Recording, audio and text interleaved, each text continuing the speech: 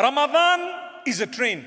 The 10 days of Dhul Hijjah is a ship perhaps. You have opportunities every night.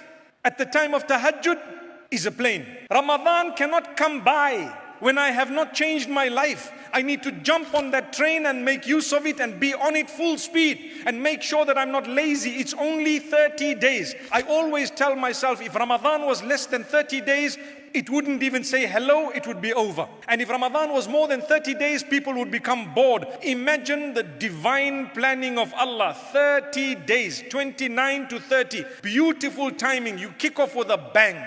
And what happens thereafter? You go forth and you enjoy it. You get to 15 days and you take the end much more seriously. But if Ramadan was 40 days, I promise you, it wouldn't have the same impact. It's not 40 days. And if Ramadan was only 10 days, you're just about warming up and next thing it's gone.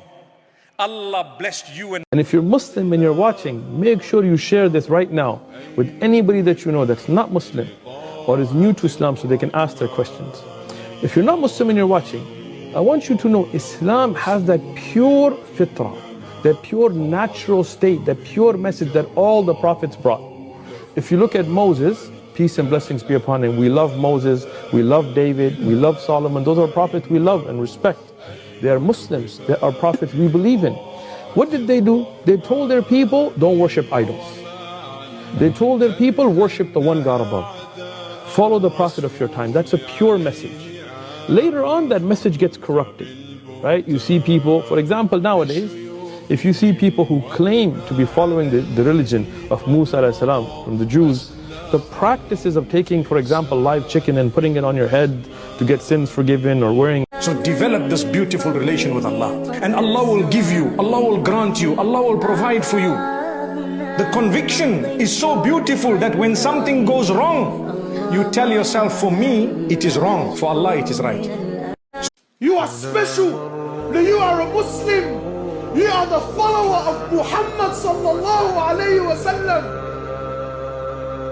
You are a Muslim. And Allah is waiting for you. The angels are waiting for you. The Ummah is waiting for you to wake up and come back to Allah. Wake up and start worshipping Allah once more. And if you're worshipping, then take this arrogance out of your heart. We have so much work to do. If we just believed in ourselves, wallahi, for you, Allah will move mountains. The same Allah that split the ocean in half for Musa. If you put your trust in Allah, sincerely put your trust in Allah, wallahi, nothing will ever harm you. You don't neglect the salah, you don't neglect giving zakah, you don't neglect coming to the masjid. Wallahi, Allah will protect you. Just worry about what Allah thinks of you, how your relationship is with Allah, in other words. And don't worry about what people think of you, because people will never be satisfied. If you ever in your life have to trust someone, then you trust Allah and Allah alone. Because Allah Azza wa Jal is always truthful with His words, and Allah Azza wa Jal always keeps His promises. Allah never breaks His word.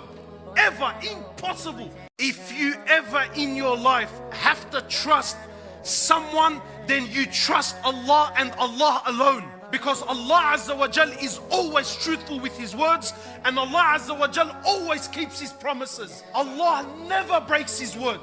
Ever. Impossible.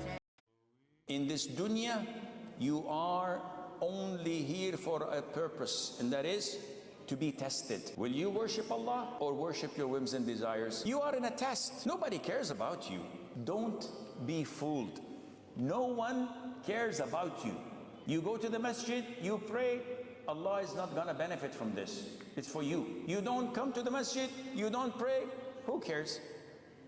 Everyone else will go to bed at 10 o'clock and sleep and wake up in the following morning not thinking of you. And this is why, if you want happiness, look for it in the Quran and in the Sunnah and in being a servant of Allah. Pray to to Allah, oh Allah, I am weak. I'm committing sins here and there. I'm weak. I'm very weak. Oh Allah, I believe in you. You are my Lord. You made me. I'm faltering here and there. Make me strong so that I don't falter. And then be strong. Be strong. Oh Allah, create a barrier between me and sin. Allahu Akbar. وَقِنَا وَاصْرِفْ عَنَّا بِرَحْمَتِكَ شَرَّ مَا قَضَيْتَ. Dua we make all the time. Oh Allah, protect us from destiny that is not good. Through your mercy, pray to Allah.